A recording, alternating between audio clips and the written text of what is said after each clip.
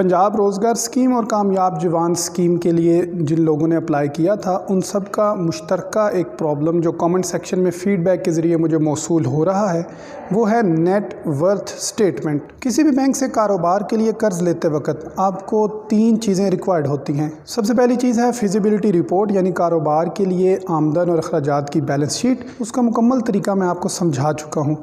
Video का link नीचे description में मौजूद है, आप देखकर रहनुमाई हासिल कर सकते हैं।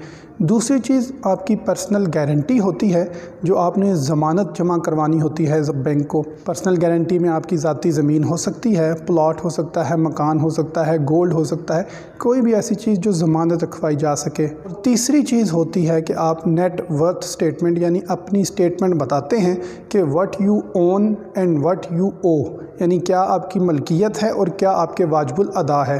अल्फाज तो मुश्किल हैं, कहना नहीं चाहिए, लेकिन समझाने की गर्ज से अदा कर रहा हूँ कि बैंक को नेट वर्थ स्टेटमेंट के ज़रिए आपकी औकात का पता लग जाता है। नेट वर्थ स्टेटमेंट कैसे बनाते हैं इसकी तफसील के साथ मैं हूँ इंजीनियर मलिक अनस और आप देख रहे हैं पाकिस्तान वेल्थ अकेडमी।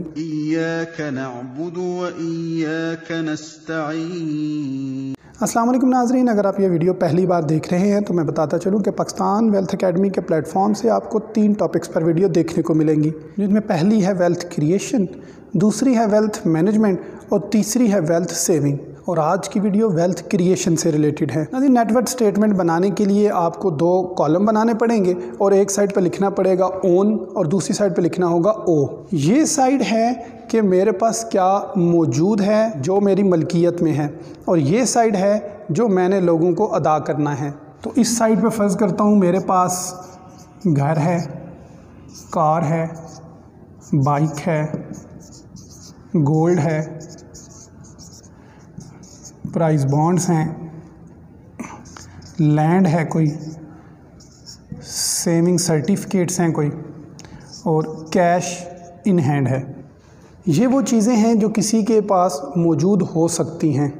और ओ में हो सकता है कि जो आपने घर लिया है उसका मॉर्गेज हो, यानी फ़र्ज़ किया 70 लाख रुपए का मकान था जिसमें से 50 लाख रुपया अभी बैंक को आपने देना है, सिर्फ 20 लाख रुपया आपने अदा किया है। तो इट मीन्स जो हाउस का मॉर्गेज है वो आपकी मलकियत में अभी सिर्फ 20 लाख रुपया है, 50 लाख आपने देना है। इसी तरह कार की कीमत फ़र्ज़ करते हैं कि 10 लाख रुपए की कार थी, लेकिन आपने जो कार लोन बैंक से लिया है वो 9 लाख रुपया अभी वाजिबुल अदा है। इस तरह मुमकिन है आपने क्रेडिट कार्ड्स लिए हों और मंथली बेसिस पे क्रेडिट कार्ड की कुछ पेमेंट्स हों, तो मैं लिख देता हूं कि क्रेडिट कार्ड्स के अगेंस्ट भी आपने 50,000 रुपया माहाना के हिसाब से पैसे अदा करने होते हैं। और इसके अलावा बैंक्स के कोई लोन हैं जो आपने लिए हुए हैं, एडवांस सैलरी लोन हो सकता है या कुछ भी लोन हो सकता है, 4 लाख रुपया मैं उसका भी फ़र्ज़ कर लेता हूँ। मैं फ़र्ज़ कर लेता हूँ कि बाइक की कीमत 40,000 रुपया है, गोल्ड आपके पास 5 लाख रुपए का है, प्राइस बॉन्ड आपके पास 25,000 रुपये के 3 बॉन्ड्स हैं तो 75,000 उसकी मालियत होगी। ज़मीन आपके पास मौजूद नहीं है तो नील लिख लेता हूँ। आपने कोई सेविंग सेंटर से सेविंग सर्टिफिकेट्स लिए हुए हैं, इनकी वैल्यू 3 लाख रुपया हो सकती है, और 1,25,000 रुपया आपके पास कैश इन हैंड भी मौजूद है। तो ये मेरी पर्सनल बैलेंस शीट बन गई कि what I own and what I owe, जो मेरे पास मौजूद है और जो मेरे पास मौजूद नहीं है जो लोगों का है। तो मैं इसको टोटल कर लूँगा, इन्हें मैं कहूँगा एसेट्स और इनको मैं कहूँगा लाइबिलिटीज़। इसके बाद जो आखिरी मरला है वो है एसेट्स में से लाइबिलिटीज़ को माइनस करेंगे तो आपकी टोटल वर्थ निकल आएगी at the time of movement के इस वक्त आपकी टोटल वर्थ कितनी है। तो जब मैं माइनस करूंगा तो मेरी पर्सनल नेट वर्थ निकल आएगी जो कि 24,40,000 रुपया बनती है। देखिए आपके एसेट्स तो 87 लाख रुपीज़ के बने थे, लेकिन एक्चुअली जो आपके पास मौजूद है वो 24 लाख रुपया है। इस शीट से बैंक को समझने में आसानी हो जाती है कि जो लोन बैंक से आप डिमांड कर रहे हैं वो आप पे बैक करने की पोजीशन में भी हैं या नहीं, क्योंकि आप देखें एक बहुत बड़ी लाइबिलिटी आप पर मौजूद है 63 लाख रुपए की जो आपने अभी वापस करने हैं।